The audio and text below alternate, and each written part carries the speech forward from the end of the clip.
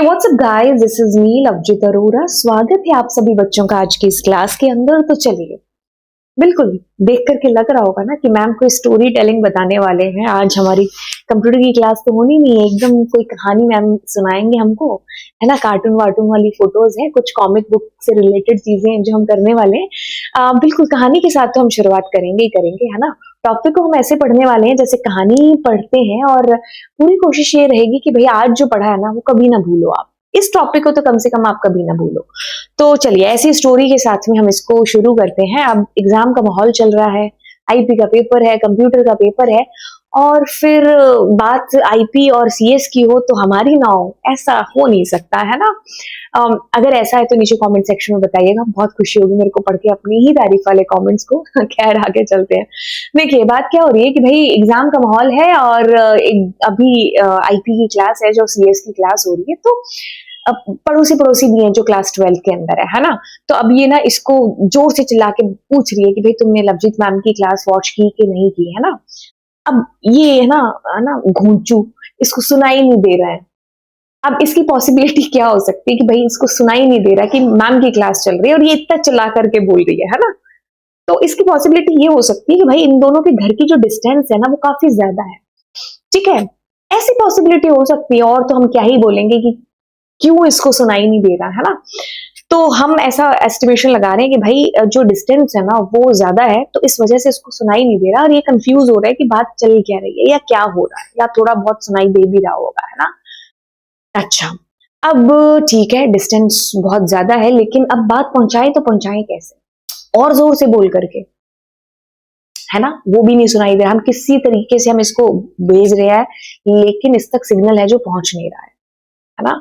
क्या है, डिस्टेंस काफी ज्यादा है। अब हम क्या करते हैं, थोड़ा सा कैमरा का एंगल टेढ़ा करते हैं, और यहां पर क्या हो रहा है, बीच में हम एक और किसी का घर है ना। इसने चिल्ला के बोला, अब उसने क्या किया, same as it is repeat किया, लवजीत मैम की क्लास वॉच की, है ना।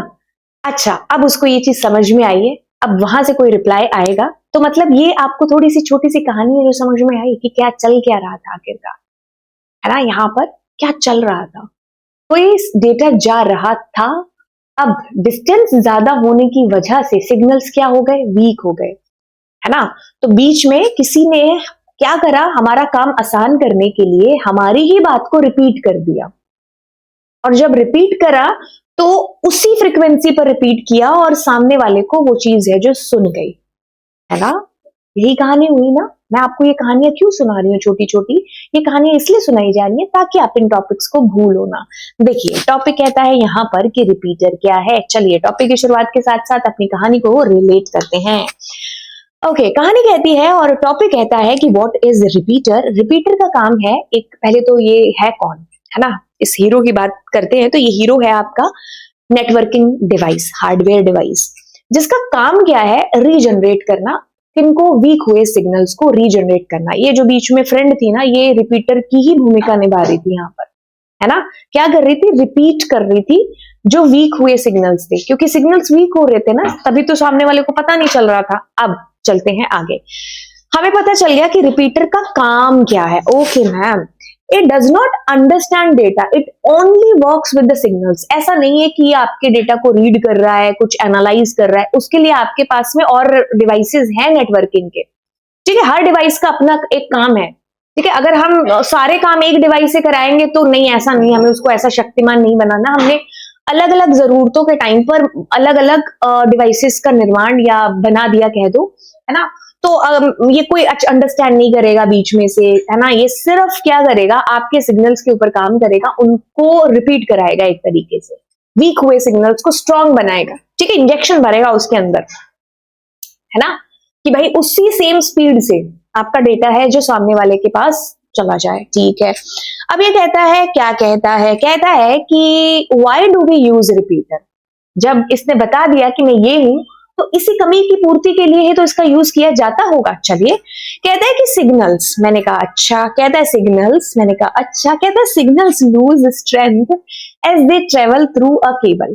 ठीक है, डिस्टेंस ज्यादा हो तो वो हो सकता है अपनी स्ट्रेंथ को लूज कर दे, ठीक है, क्योंकि सिग्नल्स हैं, किसी भी रीजन की वजह से लूज है जो हो सकते हैं। अब ये कहते हैं कि after a fixed distance as per NCERT चलना है आपको, ठीक है, किसी और बुक में कुछ भी दे रखा हो, तुमने अंधी भक्ति करनी है, अपनी एनसीईआरटी के अंदर का जो डेटा है ना उसको ही सत्य मानना है, ठीक है, चाहे तुम कोई भी तिगड़मबाजी या कोई भी चीजें अपने एक्सक्यूज देते रहो, क्योंकि जब तुम्हारी कॉपी चेक होती है तो एज ए एविडेंस जो कॉपी चेकर है या आपके आंसर की भी बनती है तो एनसीईआरटी को ही मद्देनजर रखा जाता है, राइट।